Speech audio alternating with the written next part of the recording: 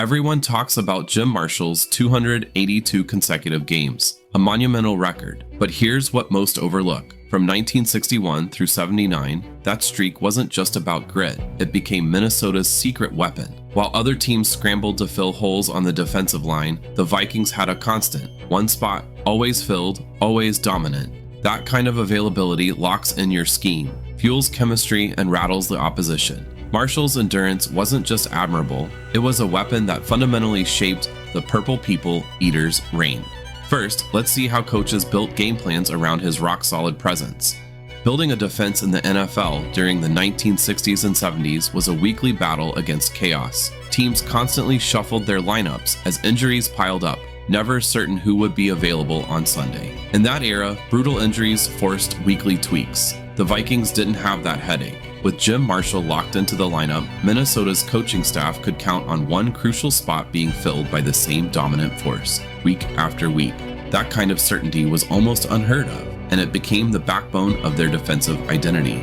Marshall's presence gave the Vikings an edge that most teams could only dream about. For head coach Bud Grant, this wasn't just a luxury, it was a strategic foundation. When Marshall retired in 1979, Grant made it clear, durability is the most important ability you have.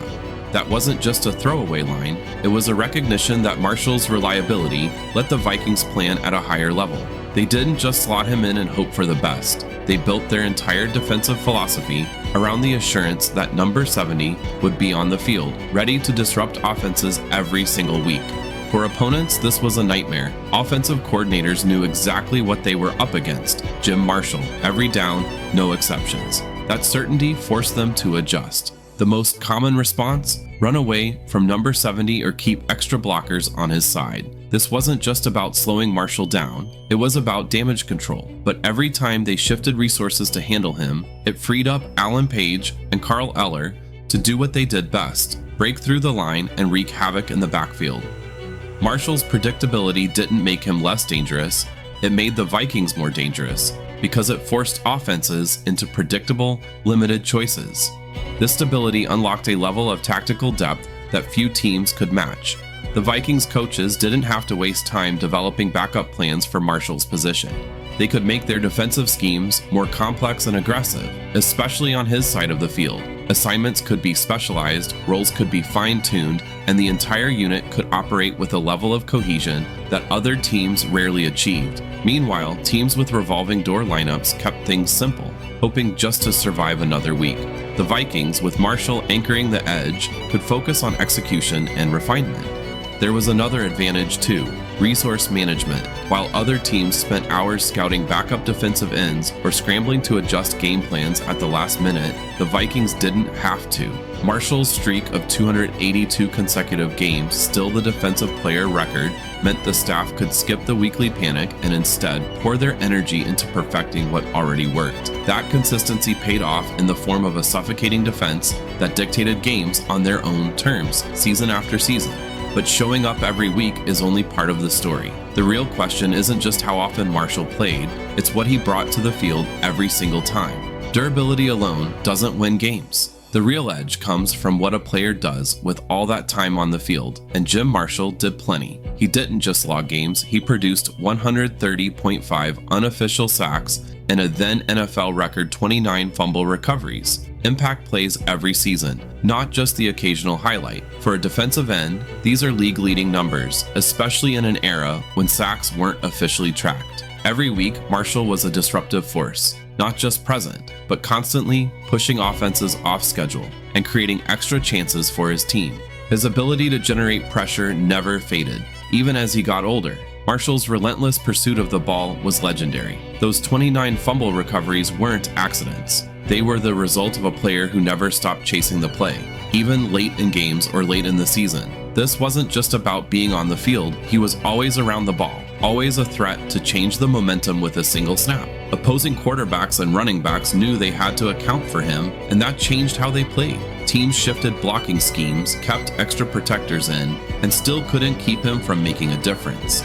And think about the context. Marshall started his final NFL game just weeks before his 42nd birthday. That's almost unheard of for a defensive end, one of the most physically demanding positions in football. Most players at that age are long retired, but Marshall was still a starter, still producing, still someone the Vikings could trust to anchor their line.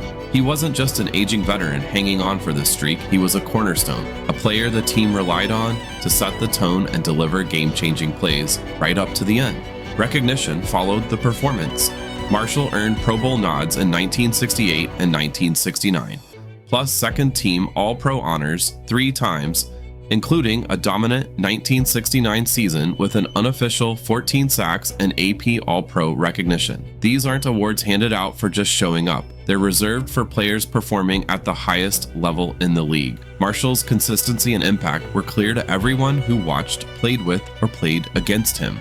The Purple People Eater's reputation for dominance rested on every member pulling their weight, and Marshall was never a weak link. His presence on the field meant more than filling a spot. It meant the defense could count on game-changing plays, week after week, year after year. If he had faded or coasted to keep his streak alive, the whole unit would have suffered. Instead, his relentless play inspired those around him. Hall of Famer Carl Eller put it simply, "We'd look at Jim and say, man, if he can go, I can go." So Jim, more than anything, was inspirational all through my career. Marshall's example raised the standard for everyone.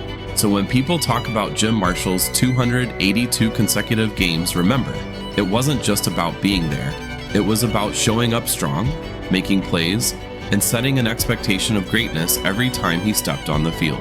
That kind of consistent high-level performance doesn't just impact the scoreboard, it changes the fabric of a team. And as we'll see, Marshall's influence stretched far beyond the stat sheet, shaping the very identity and mindset of the Vikings throughout their golden era. As Captain Jim, his streak built a culture of toughness and trust. Marshall's presence was more than a constant on the field. It was a signal to every player in the locker room that accountability and resilience were the standard. The Vikings of the Purple People Eaters era had plenty of talent, but Marshall's unwavering commitment gave the team something deeper, a foundation of reliability that shaped how they prepared, how they played, and how they saw themselves. Inside that locker room, Marshall's leadership set the tone from day one. Teammates didn't just expect him to show up. They counted on it, week after week, year after year. Fran Tarkenton, who saw Marshall's impact up close, said, "Jim Marshall set the tone for how this franchise goes today." That's not just praise, it's an acknowledgement that Marshall's approach became the blueprint for what it meant to be a Viking. Carl Eller, another cornerstone of the defense, put it simply, he was inspirational to our team.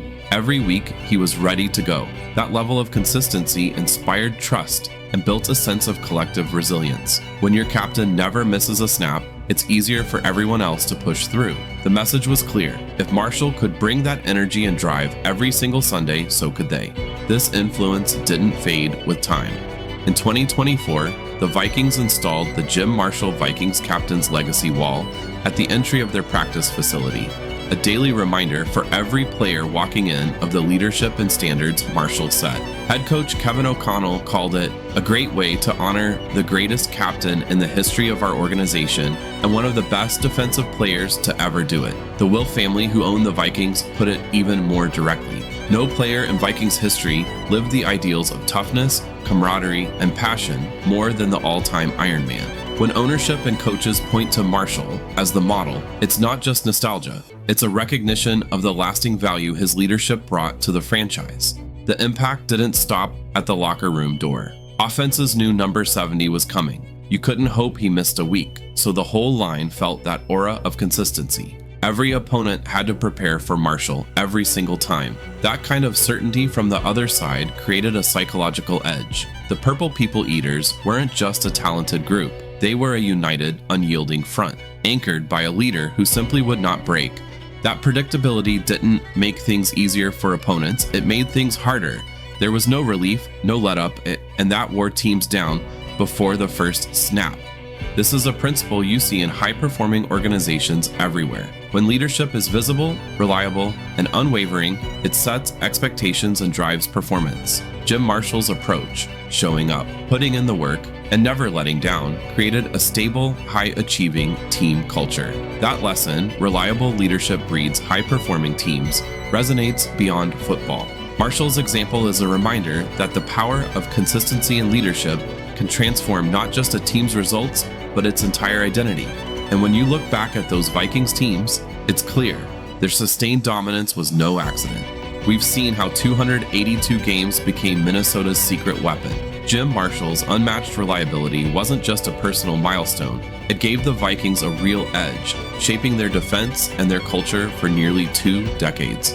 Coach Grant said, upon Marshall's retirement in 1979, "Durability is the most important ability you have. You can't achieve greatness without durability, and that is personified in Jim Marshall."